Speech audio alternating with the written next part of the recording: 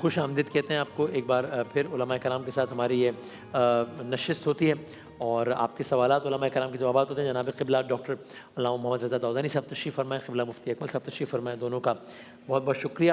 اور میں ابتدا میں چاہوں گا آج کے دن کی مناسبت سے جو نشریات بھی ہو رہی ہے یوم حضرت علی کی مناسبت سے 21 رمضان المبارک، قبلہ اگر ہمیں اس متعلق اگر فرما دیں کچھ۔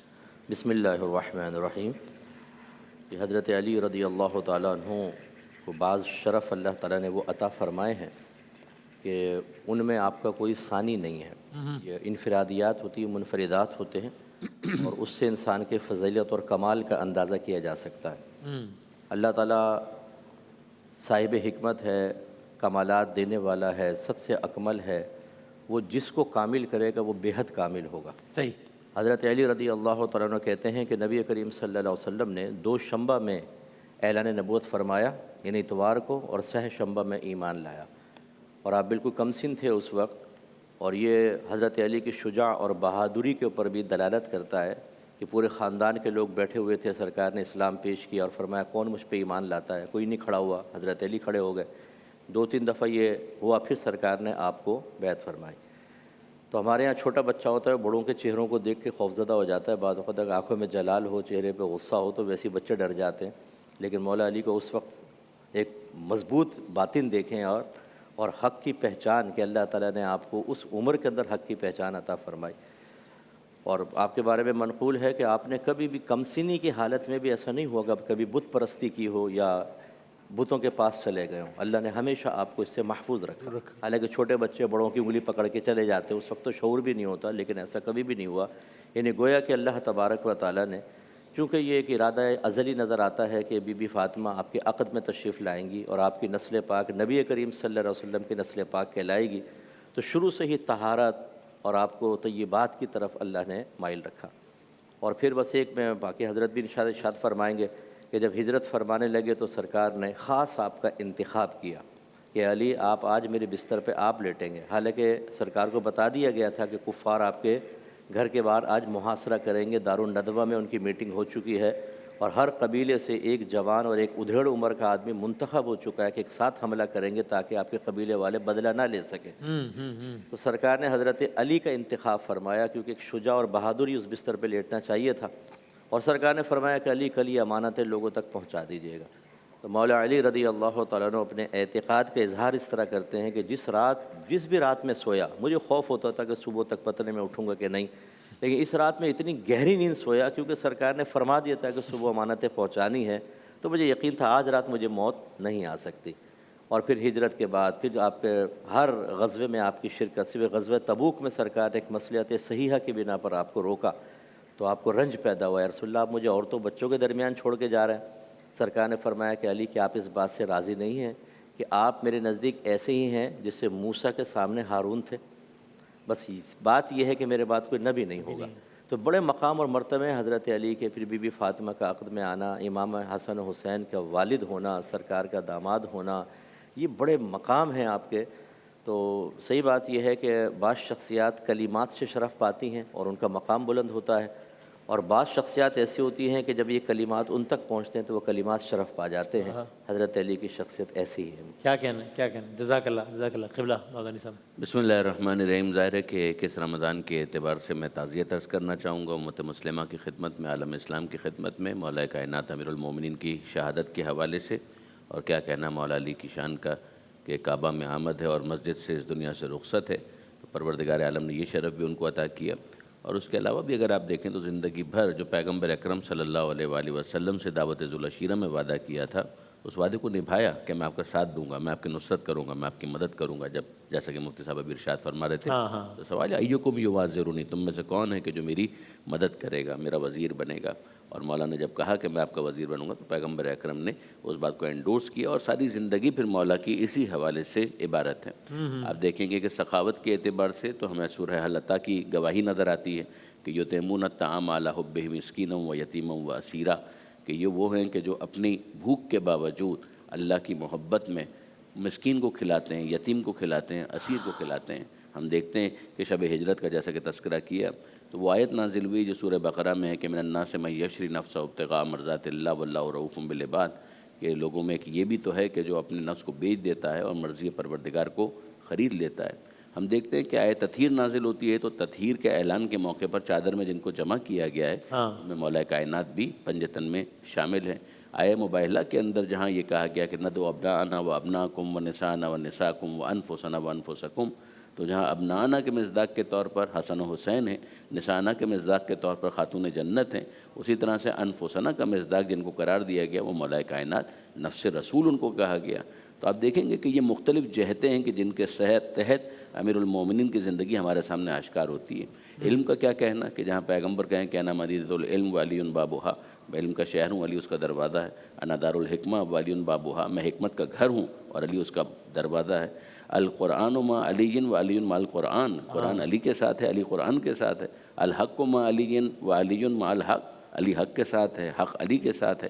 اسی طرح سے ہم دیکھتے ہیں کہ پیغمبر اکرم صلی اللہ علیہ وآلہ وسلم کی اس تربیت اور اس پرورش کا اثر یہ ہے کہ امیر المومنین بے خوفی کا اظہار کرتے ہوئے ارشاد فرماتے تھے کہ ابو طالب کے بیٹے کو اس بات کی پرواہ نہیں ہے کہ موت اس پر آ گرے یا وہ موت پر جا گرے، یہاں تک کہ مولانا ارشاد فرمایا کہ بچہ جو شیرخوار ہوتا ہے وہ اپنی ماں کے فطری ذخیرہ غذا سے اتنا مانوس نہیں ہوتا کہ جتنا ابو طالب کا یہ فرزند موت سے مانوس ہے اور موت سے آشنا ہے۔ تو شہادت کے طلب، شہادت کی تڑپ، شہادت کی تمنا، جبکہ اس کے حالات بھی تھے، امیر المومنین کا ایک طرح امتیاز ہے، اور پیغمبر اکرم کے اس بشارت اور اس خوشخبری کو کہ جس کو بیان کرتے ہوئے خود پیغمبر اکرم کی آنکھوں میں آنسو آ گئے تھے جب پیغمبر نے کہا تھا کیف صبرک یا علی، اے علی تیرے صبر کا کیا عالم ہوگا جب ایسا ہی ایک ماہ رمضان ہوگا اور تیرے سر کے خون سے تیری داڑھی کے بال کو خضاب کیا جائے گا۔ تو مولا نے سوال کیا تھا کہ یہ میرے دین کی سلامتی کے ساتھ ہوگا، ذالک فی سلامت من دینی، اور پیغمبر اکرم نے کہا کیوں نہیں؟ تو اس وقت مولا نے جواب یہ دیا تھا کہ اذن لیس من مواقع صبر، پھر یہ صبر کا موقع تو نہ ہوا، یہ تو پھر شکر کا موقع ہوگا کہ تو نعمت پروردگار ہے کہ دین کی سلامتی کے ساتھ کل ایمان اس دنیا سے جا رہا ہو۔ تو یہ امیر المومنین کے الفاظ خود اس بات کے اوپر شاہد ہیں کہ ان کا کیا مرتبہ اور مقام ہے، پیغمبر اکرم کے فرمان ہے اور قرآن کا اعلان ہے۔ کیا کہنا کیا قبلہ میں اسی بات سے اگر ربط جوڑوں، چونکہ 21 رمضان ہے تو ابھی ہم سب نے اہلیان پاکستان نے کئی علاقوں میں 22 رمضان ہے، ہم نے ماہ مبارک کی پہلی تاخیرات بھی گزاری اور اب اگلی میں داخل ہو جائیں گے، کل شب 23، پھر شب 25، شب 27، اور ابھی حضرت علی کا ذکر کرتے ہوئے آپ نے بھی کہا، مولانا صاحب نے بھی کہا کہ کس طریقے سے قرآن اور حق، تو مطلب اس مطالب بھی فرمائے گا کہ ایک طرف وہ حضرت علی جن کی شجاعت کے قصے بدر و احد و خیبر و خندق میں، لیکن وہ حضرت علی جب خداوند تعالیٰ کے حضور پیش ہوتے ہیں تو ہم عالم اور کیفیت یہ سنتے ہیں کہ جیسے خوف خدا سے کانپ رہے ہیں اور وجود۔ تو ذرا یہ بتائیے گا کہ حضرت علی کی ذات سے، چونکہ آپ نے پچھلی گفتگو کے آخر میں اس طرح کی بات کی کہ ان کی ذات سے یہ سیکھنے والی بات بھی، تو ماہ مبارک ہے، قرآن کا مہینہ ہے، عبادت کا مہینہ ہے اور حضرت علی کا دن ہے، تو خداوند تعالیٰ کی عبادت، خدا اللہ سے مناجات، یہ حضرت علی کی ذات سے کیسے سیکھا جا سکتا ہے؟ دیکھیں، مولا علی فرمایا کرتے تھے کہ جب میں چاہتا ہوں کہ اپنے رب سے باتیں کروں تو میں نماز پڑھتا ہوں، ہائے ہائے، اور جب میں چاہتا ہوں کہ میرا رب مجھ سے ہم کلام ہو واہ واہ واہ، میں قرآن پڑھتا کیا ہوں۔ بات ہے! یہ بیسٹ چیز ہے۔ اس کا مطلب ہے کہ ہم کلامی کیسے محسوس ہوگی، کیسے پتہ چلے گی؟ جب آپ اس کا ترجمہ جانیں گے، جب آپ آیات میں موجود ارادہ الہیہ پر مطلع ہوں گے۔ حضرت علی تو وہ تھے کہ آیت پڑھتے تھے اور تمام لطائف اور نکات بعطائے مصطفیٰ صلی اللہ علیہ وسلم آپ کے ذہن میں مستحضر ہو جایا کرتے تھے، تو پھر آپ کے فیض کا عالم کیا ہوگا؟ اسی لیے آپ عہدہ قضا کے اوپر سب سے افضل اور اعلیٰ تھے۔ حضرت عمر کہا کرتے تھے، کسی نے کہا کہ آپ مکے کے اندر، مدینہ کے اندر سب سے بہترین فیصلہ قضا کرنے والے، فرمایا کہ نہیں، پوری دنیا میں علی کا مقابل کوئی نہیں ہے قضا کے مقابلے کے اندر۔ اور ہم چونکہ خود بھی مفتی ہیں، فیصلے کرتے ہیں اور دیگر چیزیں، تو قرآن و حدیث جتنا ذہن میں ہوگا نا، آپ اتنا ہی بیسٹ مسئلہ بیان کریں گے اور بالکل ایکوریٹ ہوگا اور اللہ تعالیٰ اس کے رسول کی مرضی کے موافق ہوگا۔ تو مولا علی کرم اللہ وجہہ الکریم کو قرآن سے بڑا شغف تھا، اللہ نے قرآن کا فہم آپ کو عطا فرمایا۔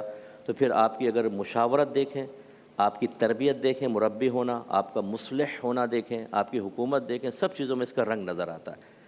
کسی نے ایسی طنز کیا کہ جی پہلے جو 2 خلفاء گزرے ان کا زمانہ تو بہت ہی پرامن رہا اور اسلام کو بظاہر طاقت نظر آئی، لیکن آپ کے دور میں فتن بہت زیادہ ہے، اس کی کیا وجہ ہے؟ تو آپ نے فرمایا کہ مسئلہ یہ ہے کہ اس زمانے میں ہم جیسے لوگ مشیر تھے اور اس زمانے میں تم جیسے لوگ مشیر ہو، تم لوگوں نے یہ سارا کام خراب کیا ہے۔ تو بہت سارے لوگ ایسے تھے کہ وہ غلط قسم کے آپس میں، حضرت علی تو کیا مشاورت ان کو غلط کوئی دے گا، تو یہ ایسا معاملہ۔ تو حضرت علی رضی اللہ تعالیٰ عنہ کی جو سنت پر عمل پیرا ہے اور وہ قرآن کو ہاتھ بھی نہ لگائے، کبھی ترجمہ تفسیر سے قرآن نہ پڑھے، کبھی اس کا فیض حاصل کرنے کی کوشش نہ کرے، تو یہ حیرت ہے کہ حضرت علی سے محبت کا دعویٰ ہے اور ان کے طریق پر آدمی نہیں چل رہا۔ آج اگر مسلمان قرآن پر عامل ہو جائے نا، بعض لوگ سمجھتے ہیں یہ افسانوی سی بات ہے، شاید ویسی کوئی جذباتی جملہ ہے جو قرآن پہ عمل کرو گے دنیا پہ غالب آ جاؤ گے۔ واللہ ایسا ہی ہے، جب آپ قرآن پر عمل کرتے ہیں تو آپ کا باطن صاف ہوتا ہے، آپ کا اعتقاد مضبوط ہوتا ہے، آپ دنیا کے مقابلے میں آخرت کی طرف زیادہ مائل ہو جاتے ہیں۔ جیسے حضرت نے بیان فرمایا، انسان زندگی پر موت کو ترجیح دینے لگتا ہے کہ انعام تو اصل میں آخرت کا ہے، اور جب یہ جذبات پیدا ہوتے ہیں تو پھر آدمی موت سے نہیں ڈرتا، پھر جب وہ مقابلہ کرتا ہے اس کا مقابلہ کچھ اور ہوتا ہے۔ واہ واہ، لیکن ہم نے چونکہ قرآن کو چھوڑ دیا، مولا علی کے طریقے کو چھوڑا، اکابرین کے طریقے کو چھوڑا، آج دیکھیں پسپائی ہے، ذلت ہے، رسوائی ہے۔ اور برکت کے لیے ایک حدیث جیسے حضرت نے ارشاد فرمایا، سرکار نے ارشاد فرمایا حضرت علی سے کہ انت منی و انا منک، اے علی تو مجھ سے ہے اور میں تجھ سے ہوں۔ اللہ اللہ، یہ انتہائی محبت کی علامت ہے، جس حضرت نے فرمایا نا کہ جسم دو نظر آتے ہیں لیکن پیار، محبت، اتفاق، سرکار کا کرم اور آپ کا قرب اتنا ہے کہ سرکار فرما رہے ہیں علی آپ مجھ سے ہیں اور گویا کہ میں آپ سے ہوں۔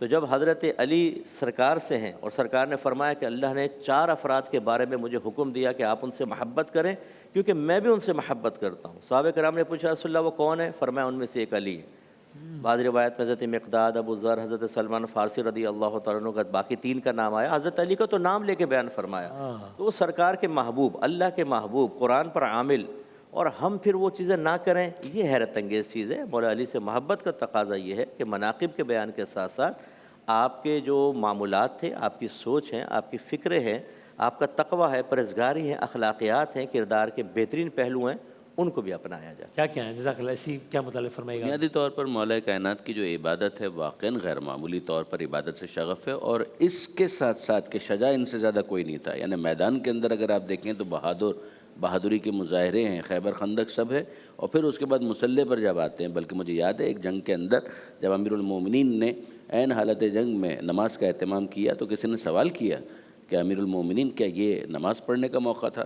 تو مولانا نے سوال کیا کہ کیا اس نماز کے علاوہ کسی اور مقصد سے بھی ہم جنگ کر رہے ہیں؟ کیا اس کے علاوہ بھی کوئی اور مقصد ہو سکتا ہے؟ تو آپ غور کیجئے کہ وہ جو روح صلاۃ، وہ روح نماز ہے کہ اگر اب کا معبود سے وہ رابطہ ہے، اس کے علاوہ کوئی اور مقصد ہے، پھر تو دنیا داری ہے۔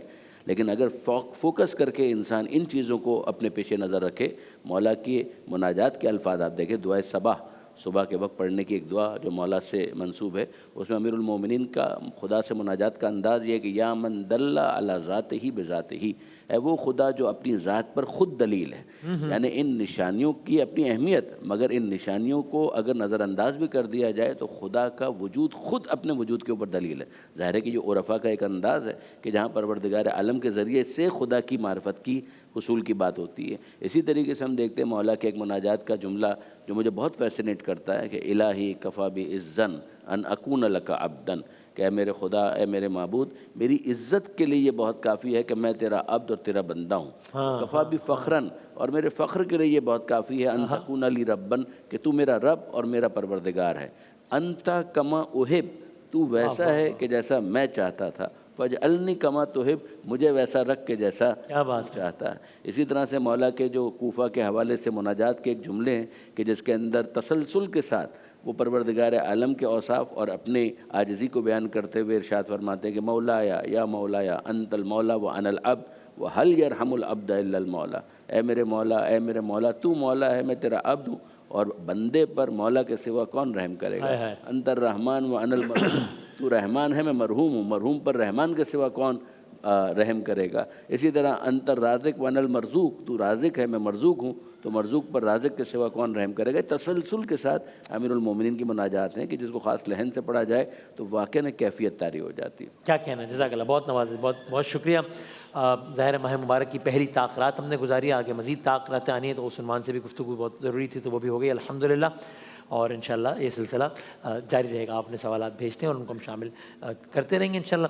ایک بریک کے بعد دوبارہ حاضر ہوتے ہیں ایک خصوصی سیگمنٹ کے ساتھ انشاءاللہ۔